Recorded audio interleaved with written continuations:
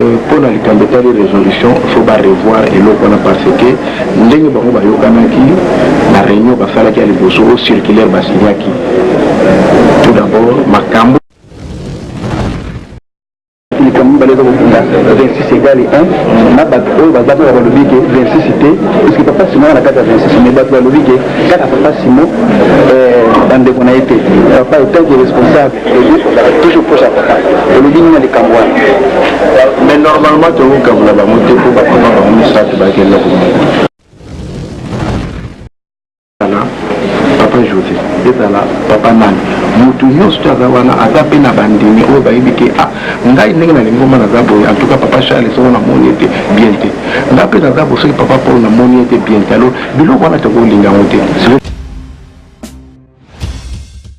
En tout cas, bref,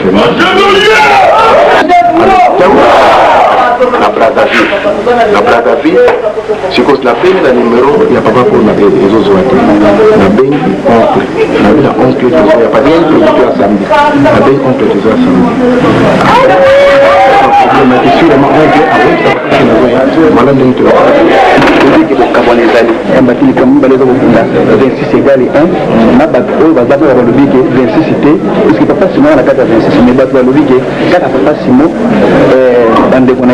Papa est tant responsable, toujours pour ça.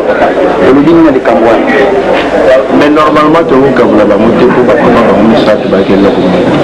C'est le problème est allé. Il faut pas traiter autour d'une table. Ndenge na zapo ndenge bazawana nazali l'un des stratégies dans le ndenge bazawana parce que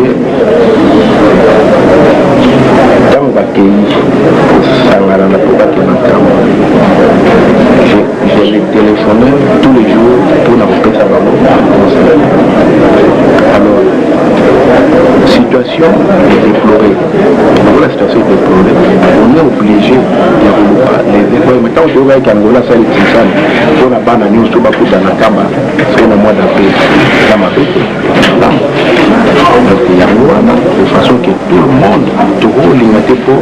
Ndenge Zaliwana, Ezala, Papa José, Ezala, Papa Nan. Mutunyo Stazawana, Azape na bandini, ou baïbike, ah, Ngai Nena Lingoma Nazabo, en tout cas, Papa Charles, son ammoniété, bien té. D'après Nazabo, c'est Papa pour l'ammoniété, bien té. Alors, Bilo Wana Togo Lingamoté. C'est le Papa pour la résolution, l'opposition de la est-ce que normalement, pour la résolution, il faut revoir et l'eau qu'on a parce que, Ndenge Bango Bayokanaki, la réunion va faire la liboso circulaire basiliaki.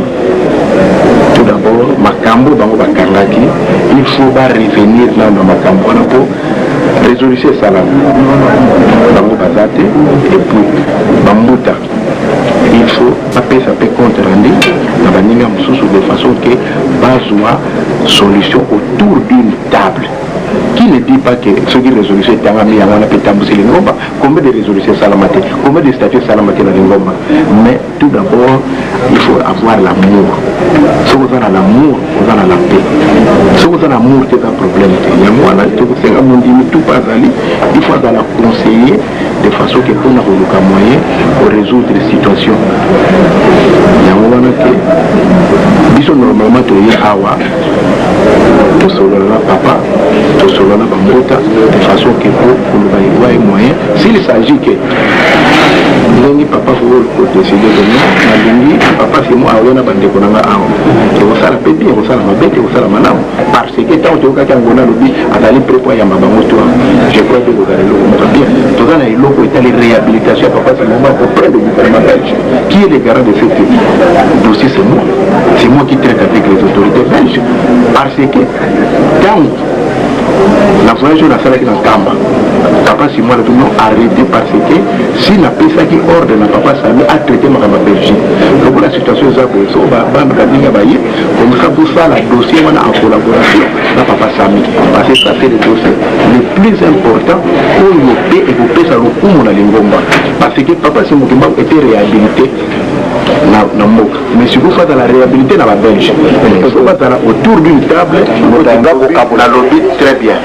Tango tout bazali makila ya famille sainte. On va dire que nous avons non. Problème na biso ndenge bakona maki tango basangana ki bango ntango baprésentaki na peuple message wana bapesaki bakontinue na toujours même message. Merci.